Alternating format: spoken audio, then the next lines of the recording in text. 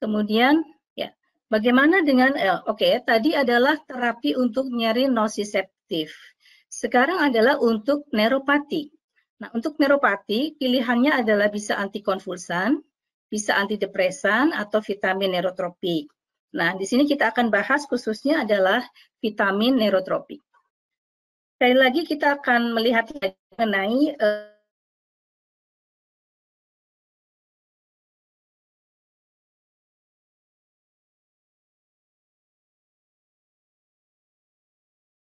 infeksi mungkin atau mungkin benturan dan sebagainya, maka nanti akan terjadi cedera ini akan memicu pelepasan prostaglandin yang akan diterima oleh reseptor nyeri, kemudian akan dihantarkan ya ditransduksikan melalui saraf aferen ya, kemudian nanti di otak ya sampai kemudian dipersepsikan sebagai rasa nyeri. Ya, ini tadi sudah dijelaskan oleh Dr. Anas juga.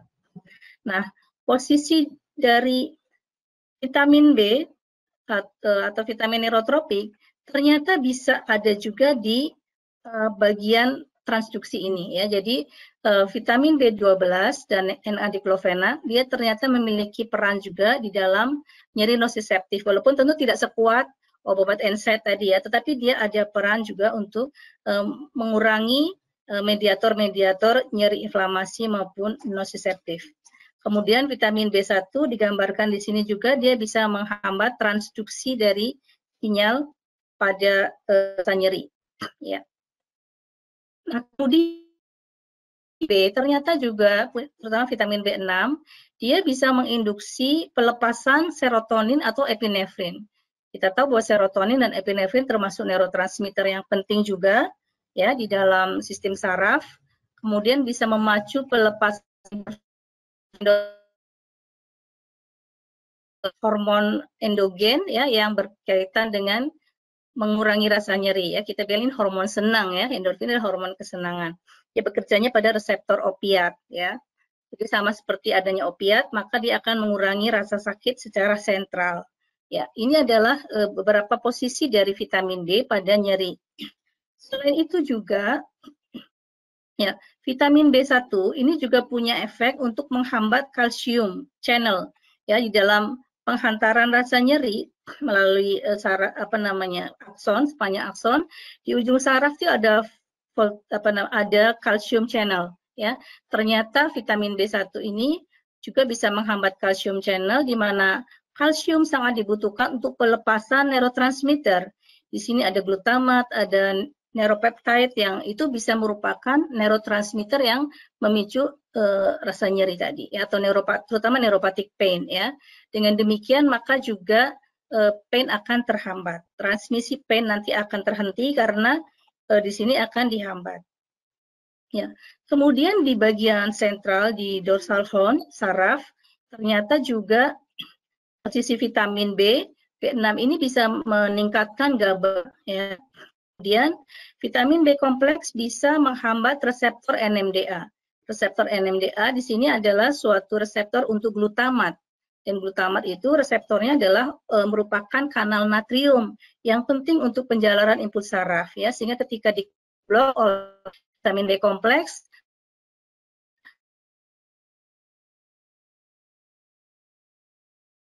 itu.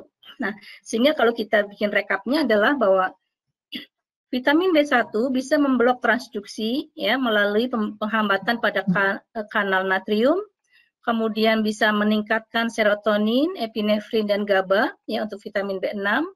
Vitamin B12 bisa ngeblok beberapa sitokain yang terlibat di dalam nyeri inflamasi. Kemudian juga vitamin B kompleks ini bisa menghambat NMDA reseptor, memblok kalsium channel, dan juga memblok beberapa formasi atau pembentukan dari sitokin ya. Overall maka ini memberikan efek terhadap nyeri. Jadi kalau disummary-kan maka dia ada beberapa efek dari vitamin B ya. Saya ambilkan dari satu paper physiological effect summary dari kompleks vitamin B kompleks pada pain treatment. Tadi sudah dijelaskan ya, digambarkan. Baik. Nah, Sehingga kemudian kalau ada mixed pain, maka menjadi rasional ketika dikombinasikan antara vitamin D untuk nyeri neuropatinya dengan NSAID untuk mengatasi nyeri nociceptifnya. Di mana tadi ya vitamin B1, B6, dan B12 memiliki efek anti nyeri, ya bisa menghambat di beberapa tempat juga, terutama untuk nyeri neuropati. Kemudian juga ada efek antiinflamasinya sedikit ya, dalam arti dia bisa menekan beberapa sitokain yang terlibat di dalam inflamasi.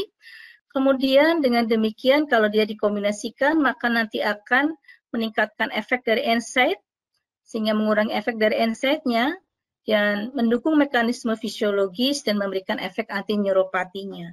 Jadi ini adalah menjadi alasan atau rasional mengapa NSAID dan vitamin B ini bisa dikombinasikan untuk terapi nyeri campuran.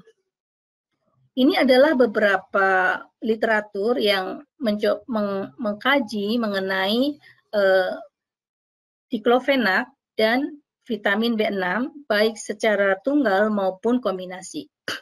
Terlihat di sini adalah bahwa ini adalah FAS ya, kalau teman-teman sudah sering belajar tentang nyeri mungkin bisa tahu bahwa FAS adalah visual analog scale yang merupakan ukuran dari nyeri ya. Di sini terlihat bahwa ketika diklofenak sendirian yang bulat-bulatnya hitam ya, FAS-nya masih agak tinggi ya di sini ya. Dari jam ke-0 sampai jam ke-12 ternyata pengurangan nyerinya tidak terlalu bermakna jika dibandingkan dengan yang bulat-bulatnya kosong ini diklofenak dengan vitamin B. Ternyata dalam 12 jam memberikan efek yang lebih signifikan di dalam pengurangan rasa nyeri. Ini adalah dilakukan pada subjek yang mengalami OA atau osteoartritis, ya, terutama osteoartritis yang sudah kronis. Ini masih studi tentang penggunaan vitamin B dicampur dengan analgesik. Ini juga menunjukkan bahwa banyak pasien yang dengan diklofenak ini mencapai komplit perbaikan yang komplit dari rasa nyerinya lebih banyak dibandingkan dengan yang diklofenak sendirian yang hanya 3 berbanding 12 ya. Jadi lebih banyak yang mengalami perbaikan secara maksimal ketika menggunakan kombinasi diklofenak dengan vitamin B dibandingkan dengan diklofenak sendirian. Kemudian ini masih studi-studi yang serupa, yaitu mengenai diklofenak kombinasi dengan vitamin B kompleks. Yang ini adalah aspek safety-nya. Jadi kan biasanya kita mengkhawatirkan nih karena penggunaan penggunaan NSAID tadi ada efek ke arah gastrointestinal. Maka juga dilakukan penelitian terkait dengan first event dari pasien-pasien yang menggunakan, jadi grup A ini adalah yang diklofenak dengan vitamin B ya, grup A, dan ini grup B ini adalah yang menggunakan placebo ya, dan terlihat bahwa tidak ada perbedaan yang bermakna dari aspek safety-nya ya antara grup A dengan grup B ya. Jadi tidak ada efek serius juga yang dijumpai pada keduanya. Nah, kemudian ya konklusi dari studi ini adalah bahwa kombinasi diklofenak dengan vitamin B kompleks yaitu B1, B6 dan B12 adalah dapat ditoleransi dengan baik dan dia lebih baik daripada placebo untuk treatment mengatasi gejala OA atau osteoartritis pada populasi yang diteliti. Dan vitamin B memiliki efek sinergistik dengan efek antiinflamatori dan dengan obat-obat antiinflamatori dan obat analgesik ya. Yang dalam studi tadi adalah khususnya dengan diklofenak. Dengan demikian maka bisa mengurangi rasa sakit ya secara keseluruhan. Berikutnya ada sebuah systemic review. Ini adalah pada pasien dengan low back pain, ya, lower back pain. Ini juga sudah dilakukan studi dan studinya termasuk cukup baru. teman-teman bisa mengakses juga materi ini. Ya, di sini dilakukan systematic review terhadap penggunaan diclofenac kombinasi dengan B-complex sebagai anti-inflammatory treatment dan juga pain relief effect pada pasien dengan akut lower back pain. Di sini menggunakan beberapa studi yang dievaluasi, dan ini adalah ya, ada 261 studi di mana ada satu clinical trial diclofenac B-complex dan ada satu systematic review yaitu menggunakan NSAID dan COX inhibitor. Dan di mana conclusion-nya adalah bahwa kombinasi antara diclofenac dengan B-complex bisa mengurangi nyeri secara lebih cepat dibandingkan dengan hanya diclofenac sendirian. Ini juga ada new meta-analysis tahun 2019 ya, di mana efek dari kombinasi diclofenac dan vitamin B6 ini cukup. Di sini hasil-hasilnya juga teman-teman bisa mengakses juga nanti jurnalnya, bisa di searching juga. Ya, di sini adalah terkait dengan simptom. Jadi overall untuk simptom, relief simptomnya hasilnya adalah signifikan. Kita bisa lihat ya, dan odds ratio-nya adalah 1,87 ya, dengan sifat di atas 1 ya, ini signifikan, bisa mengatasi low back pain. Bagaimana dengan adverse event? Adverse event-nya adalah dengan odds ratio 0,90, di sini tidak signifikan. Di sini menggambarkan ada bahwa tidak terlalu berefek terhadap gastrointestinal ya, tidak sangat signifikan untuk memberikan gejala gastrointestinal adverse event.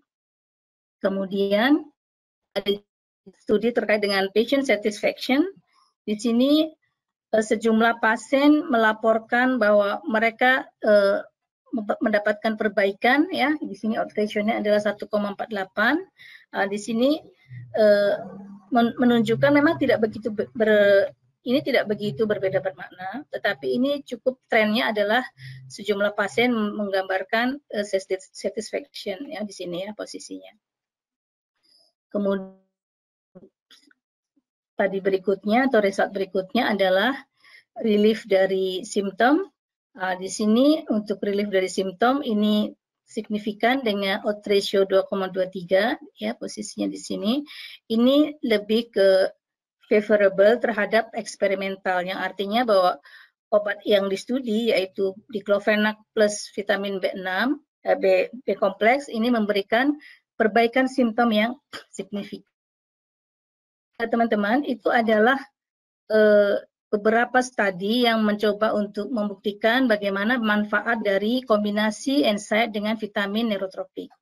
Dan sebagai akhir dari materi ini, saya akan sampaikan beberapa message untuk bisa kita pahami ketika menjalankan pelayanan kefarmasian, bahwa nyeri campuran biasanya memerlukan kombinasi yang bertarget kepada nociceptor maupun ke saraf. Jadi kombinasi NSAID dengan vitamin neurotropik bisa menjadi salah satu alternatif yang bermanfaat.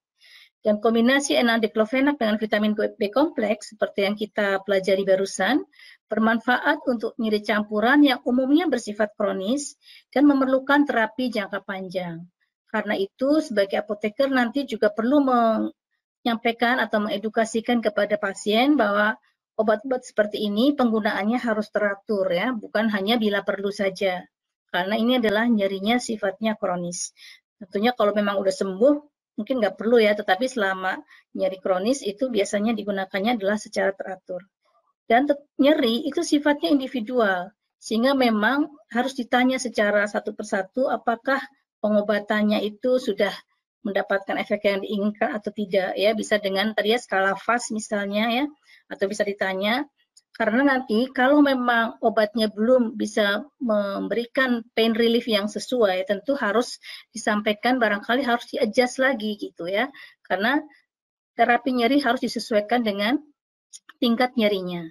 Dan yang terakhir adalah karena ada kemungkinan juga efek-efek samping dari non-selective NSAID, maka juga perlu dikaji atau ditanyakan untuk cermat memantau penggunaan NSAID terkait dengan efek-efek samping umum, misalnya gangguan gastrointestinal atau gangguan yang lain. Demikianlah teman-teman semuanya, saya kira yang bisa disampaikan untuk materi sore hari ini. Terima kasih atas perhatiannya. Assalamualaikum warahmatullahi wabarakatuh.